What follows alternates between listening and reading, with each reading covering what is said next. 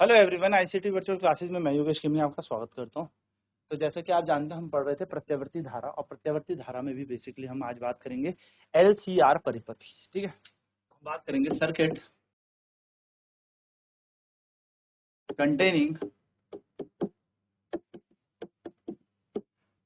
Containing inductor, capacitor, inductor को आप L बोल सकते हो, कैपेसिटर यानी कि सी, एंड रेजिस्टेंस यानी कि आर। हम कहेंगे इसे एल सी आर सर्किट। तो हम क्या कहेंगे, ऐसा परिपथ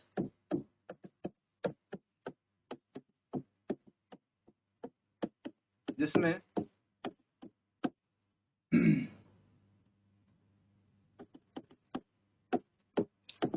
प्रेरण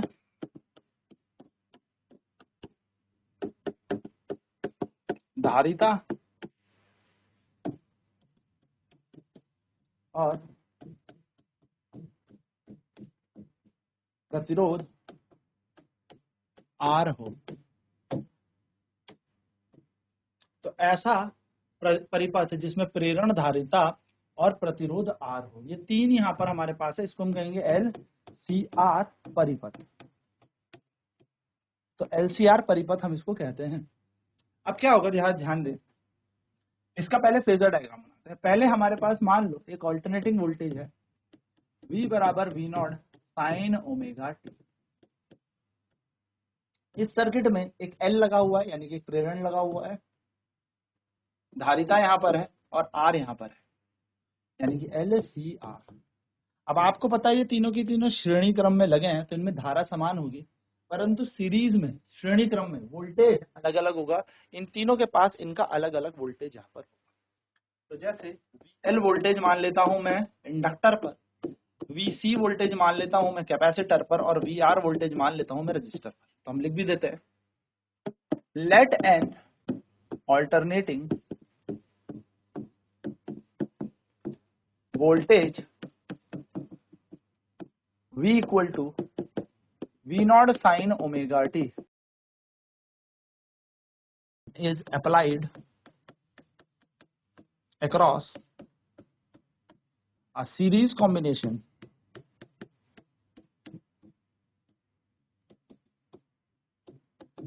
of inductor, capacitor and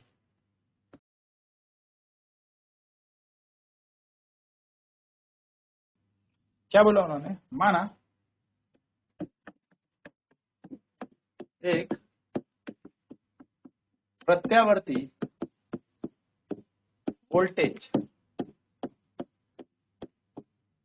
V बराबर V naught sine omega T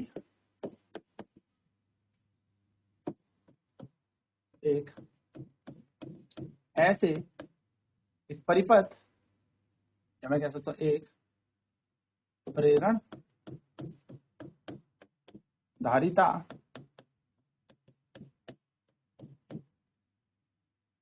और प्रतिरोध, प्रेरण धारिता और प्रतिरोध में प्रतिरोध के श्रेणी क्रम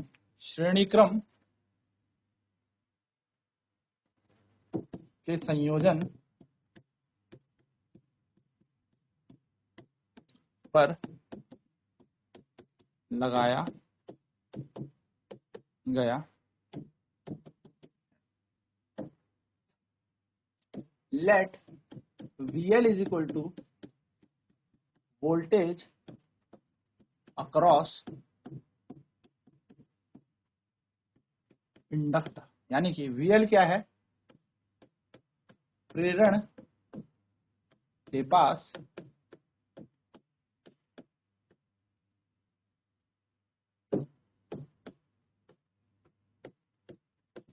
वोल्टेज, वी आर है वोल्टेज अक्रॉस रेजिस्टेंस या रजिस्टर, यानी कि प्रतिरोध के पास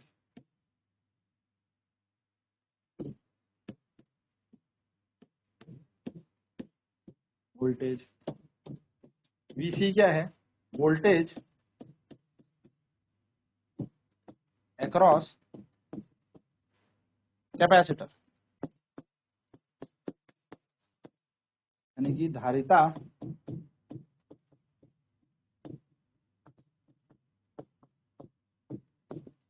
के पास वोल्टेज। ये तीन चीजें हमारे पास, ठीक है। हम एक चीज जानते हैं कि जो VL है वो IXL के समान होता है, VR जो है वो IR के समान होता है, और VC जो है यानी कि वोल्टेज जो कैपेसिटर के पास है वो IXC के समान होगा। अच्छा, कीप दिमाग में रखेंगे, keep in mind, omega L बराबर होता है XL और ओमेगा C जो होता है वो 1/ओमेगा C के समान होता है। ये बात छोटी छोटी सी ध्यान में रखें। चलिए इसका एक डायग्राम बना लेते हैं, फेजर डायग्राम, जिससे कि हमें आइडिया आ जाए। हम जानते हैं कि जो करंट है और जो वोल्टेज है, प्रतिरोध के केस में दोनों साथ साथ चलते हैं। जिस डायरेक्शन में करंट होगा उसी डायरेक्शन में यहाँ पर वोल्टेज चलेगा, यानी कि जिस दिशा में यहाँ पर धारा है उसी दिशा पर यहाँ पर कौन चल रहा है? प्रतिरोध चल रहा है। तो यानी कि प्रतिरोध और धारा दोनों यहाँ पर सेम फेज में चलते हैं। जो VL है यानी कि पोटेंशियल अक्रॉस इंडक्टर है, जो इंडक्टर के पास, यानी कि जो इंडक्टर है ना, प्रेरण के पास का वोल्टेज है वो हमेशा इससे 90 आगे होता है, धारा से 90 ज्यादा है। अगर धारा से 90 ज्यादा है तो जब धारा इस दिशा में, VR इस दिशा में, तो VR से भी 90 ज्यादा हो। और VC का जो वोल्टेज है उसमें धारा जो है VC से 90 ज्यादा होती, तो VC यहाँ पर लैग हो जाता है, यानी कि वोल्टेज जो कैपेसिटर में वो पीछे रहता है। अगर इन दोनों का नेट हम देखें, इन दोनों का नेट हम देखें तो यहाँ पर इन दोनों का जो कुल दिखेगा वो दिखेगा हमें VL माइनस VC, जमीन नेट दिखेगा, और ये चल रहा है हमारा VR। तो अगर हम यहाँ से इसका नेट निकालें,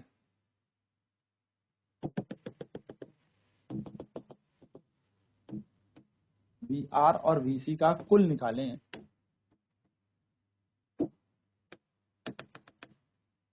तो वो कुल निकलेगा हमारे पास नेट वोल्टेज V। तो V वोल्टेज निकालने के लिए हमें पाइथागोरस थ्योरम का उपयोग करना है। तो V square is equal to VL minus VC का होल स्क्वायर प्लस VR का स्क्वायर। भाई अगर हमें कुल वोल्टेज निकालना है V स्क्वायर, तो V स्क्वायर बराबर होगा VL माइनस VC का स्क्वायर अपॉन VR का स्क्वायर।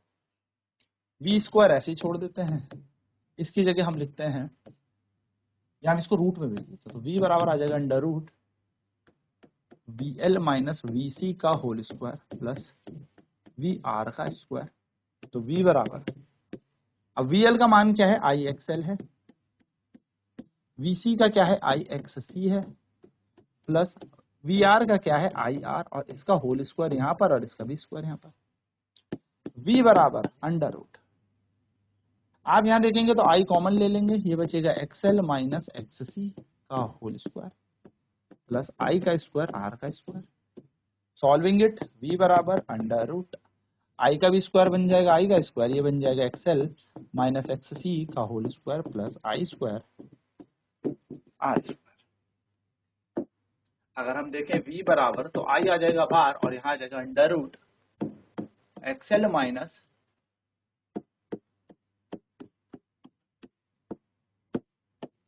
का whole square plus R square, XL minus XC का whole square plus R square. यहाँ पर V is equals to I into R की तरह ये कुछ आपको देखने को मिल रहा है, यानी कि अगर I का मान यहाँ से निकाला जाए तो निकलेगा V अपॉन में under root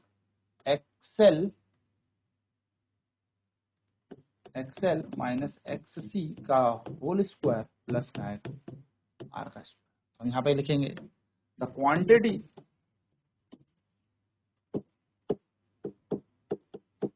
quantity under root XL minus XC का whole square plus R square is called impedance. यानी कि यहां पर बोलूं इम्पीडेंस, और इसको जेड से दर्शाते हैं, ठीक है, जेड, यानी कि under root XL minus XC का whole square plus R square बराबर है राशि को z यानी कि प्रति बाधा कहते हैं। मैं कहूं प्रतिबाधा को प्रति बाधा z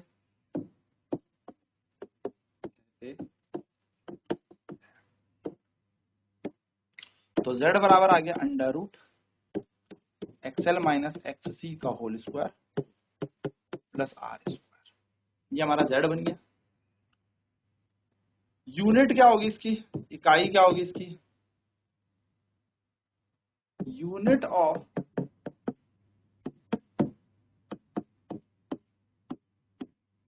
इम्पीडेंस, यानी कि प्रतिबाधा की इकाई। तो प्रतिबाधा की इकाई होगी z बराबर under root XL minus X C, sorry, प्रतिबाधा की इकाई होगी आपकी ओम, क्योंकि काम तो ये किसका कर रहा है, प्रतिरोध का कर रहा है ना, ओम। ओम इसकी इकाई है, ओम इसकी यूनिट होती है, इम्पीडेंस की यूनिट ओम होती है, प्रति बाधा की इकाई ओम होती है। फिर याद रखेंगे LCR परिपथ में प्रतिबाधा आपसे कोई पूछ ले, प्रतिबाधा यानी कि z, तो z होता है XL का माइनस XC का होल स्क्वायर प्लस R का स्क्वायर। क्या कहेंगे, the impedance of LCR circuit z is equals to under root XL minus XC whole square plus R square. Now आप सभी जानते हैं XL का मतलब होता है ओमेगा एल, XC का मतलब होता है 1 omega C. Inductive reactance, capacitive reactance, प्रेरणीय हम कहते थे प्रतिघात, तो इसको प्रेरण प्रतिघात कहते हैं, धारीय प्रतिघात कहते हैं। तो इसकी वैल्यूज को हम यहाँ लगाएंगे, तो Z बराबर क्या आ जाएगा, under root omega L minus 1 omega C का होल स्क्वायर प्लस आर का स्क्वायर, है ना। तो ये हमारा बन जाएगा। और ओमेगा का मान क्या होता है, 2 पाई एफ, तो आप ऐसे भी बोल सकते हैं। इसकी वैल्यू ना न्यूमेरिक ऑब्जेक्टिव टाइप में पूरा देके रखता है, ओ 2 pi F minus 2 pi F L minus 2 pi F C का whole square plus R square. कई बार ऑब्जेक्टिव टाइप क्वेश्चन में पूछा है, ये बात ध्यान में रखनी है। चलिए नोट करेंगे फटाफट से, फिर बढ़ते हैं आगे।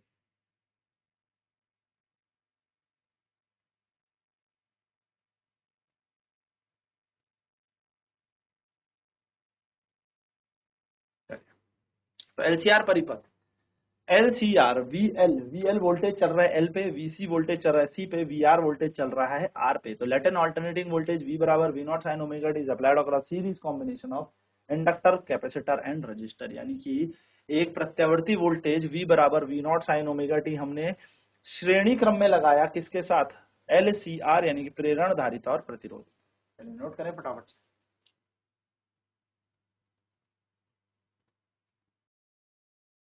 तो माना एक प्रत्यावर्ती वोल्टेज V बराबर V naught sine omega T है, तो एक प्रेरण L, C और R को श्रेणी क्रम में संयोजन पर लगाया गया है एक प्रत्यावर्ती वोल्टेज के साथ, ठीक है। तो जब हमने इसे वोल्टेज के साथ जोड़ा, तो VL क्या है, वोल्टेज अक्रॉस इंडक्टर, प्रेरण के पास का वोल्टेज, VR क्या, वोल्टेज अक्रॉस रजिस्टर, प्रतिरोध के पास का वोल्टेज, VC क्या है, धारिता के पास यानी कि वोल्टेज अक्रॉस कैपेसिटर।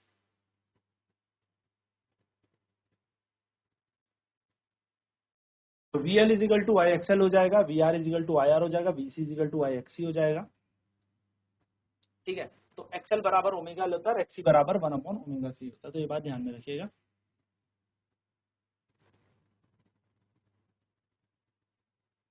तो हमने यहाँ पर क्या लिखा, हमने यहाँ पर ग्राफ बनाया, तो VC नीचे चल रहा है, VR यहाँ चल रहा है, VL ऊपर चलता है, VL हमेशा क्या चलता है, VR से 90 आगे चलता है, और VC VR से 90 पीछे चलता है। तो इनका net voltage VL minus VC निकला, जो कि VR और VL माइनस VC का नेट निकला V। तो कुल वोल्टेज निकलेगा V का square equal to VL minus VC का whole square plus R square, जिसमें से V का स्क्वायर हमने भेजा तो रूट बन गया, तो रूट VL माइनस VC का whole square plus VR square, V बराबर under root I XL minus I XC का whole square plus I R का स्क्वायर। आई यहाँ पर कॉमन आ जाएगा, तो ये बन जाएगा आई का स्क्वायर एक्सएल माइनस एक्सी का whole square plus I square R square, ये हमारे पास इसकी वैल्यू बन गई।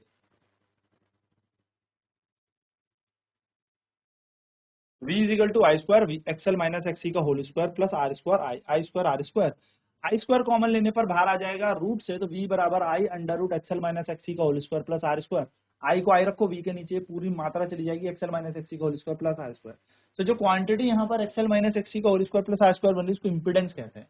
इम्पीडेंस रेजिस्टेंस का ही काम करता है। अब ये तीनों मिलकर रोक रहे होंगे ना कुछ करंट को, अकेला रजिस्टर तो है नहीं। यहाँ पर भाई एक्सएल माइनस एक्सी भी है, यानी कि एल भी है, सी भी लगा है, आर भी लगा है, तो तीनों मिलके कुछ ना कुछ कहीं ना कहीं धारा को रोक रहे होंगे। तो तीनों के मिलके जो धारा को रोका जाए, या तीनों मिलके जो धारा को रोक रहे हैं, उसको हम इम्पीडेंस कहते हैं, प्रतिबाधा कहते हैं।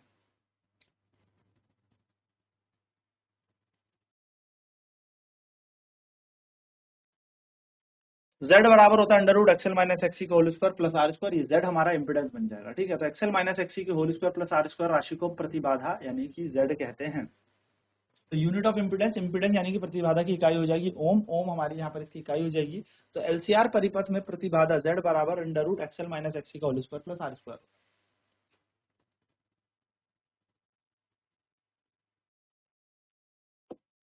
तो एक्सएल का मान हम सबको पता है ओमेगा एल होता है, और एक्सी का होता है 1/ओमेगा सी। तो Z बराबर एक्सएल माइनस एक्सी का whole square plus R square. तो एक्सएल की जगह लगा दे ओमेगा एल, और एक्सी की जगह लगा दे 1/ओमेगा सी। तो यहाँ पर क्या बन जाएगा, XL omega L minus omega C का whole square plus R square की वैल्यू बन जाएगी, है ना। तो इन वैल्यूज को Z बराबर है ओमेगा एल माइनस 1/ओमेगा का होल स्क्वायर रखा प्लस आर स्क्वायर रखा, तो ये पूरा इंपिडेंस बन गया। ओमेगा का मान कितना होता है, 2 पाई एफ ओमेगा का मान है, तो ओमेगा की जगह रख दें, तो 2 पाई एफ, एल की जगह एल, माइनस की जगह माइनस, 1/2 पाई एफ, सी की जगह सी, इस पूरे का होल स्क्वायर था प्लस आर स्क्वायर है। आप चाहे तो 2 पाई एफ के होल स्क्वायर को कॉमन लेके बाहर भी लिख सकते हैं। हो सकता है आपके पास ऑप्शन इस तरीके से बनाता हुआ आ जाए कि आपने यहाँ पर अंडर रूट 2 पाई एफ का होल स्क्वायर कॉमन ले लिया, क्योंकि यहाँ पर कॉमन ले सकते हैं, और यहाँ बच जाएगा आपके पास L माइनस 1/C प्लस का आर स्क्वायर। तो ये बाहर चला जाएगा 2 पाई एफ, तो बन जाएगा 2 pi F under root L minus C plus का 1/में आर स्क्वायर। ये पूरे इसकी इम्पिडेंस की वैल्यू। तो ये बात ध्यान में रखनी है, ये डायरेक्ट ऑब्जेक्टिव टाइप क्वेश्चन में इसका इम्पिडेंस यानी कि प्रतिबाधा पूछ लेते हैं। अब नेक्स्ट क्लास पे इसमें न्यूमेरिकल करेंगे, प्रश्न करेंगे, और इससे रिलेटेड जितने भी क्वेश्चन बनते हैं, ये काफी इंपॉर्टेंट परिपथ था, काफी इंपॉर्टेंट ये क्वेश्चन था। तो आज की क्लास में इतना ही। आईसीटी बच्चों क्लासेस में जुड़ने के लिए धन्यवाद। आपका दिन